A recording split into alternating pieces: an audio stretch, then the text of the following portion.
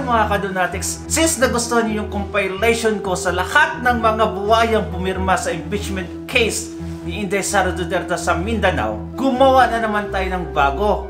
According to your request, of course, sa channel ko, ikaw yung bida, mga Kadonatics. And of course, halos lahat ng comments yun nabasa ko and nireplyan ko. And I appreciate sa lahat na naka-appreciate din sa ginawa natin.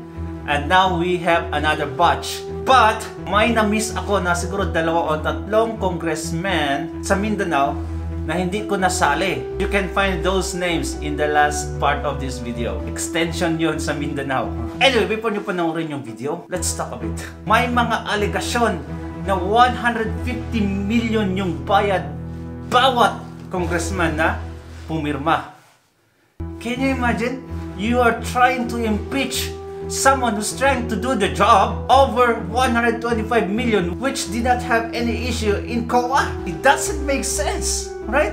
Alam ng mga congressman to na majority ang nakasuporta sa mga Dutertes, and by signing, you will compromise your candidacy. It makes sense talaga na nabayaran kasi pag walang offer, ba't ko naman i-risk yung candidacy ko? May mahihirapan ako manalo ngayon kasi pumirma ako. Well, there is 150 million. At pinatotohanan to ng 2 congressmen na pumirma. One, in Cagayan de Oro City, si Lordan Swan, sa Aviñas.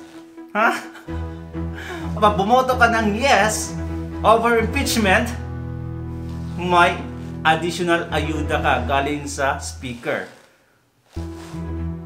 How come? Diba? Sobra na.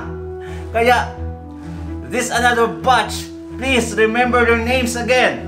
Visayas region. Kayong mga taga Visayas na Kadonatics natin, please remember these names. Of course, sa Mindanao din kasi boboto din naman sila. But please, we will give them 0 vote if possible. Okay? Let's watch the videos.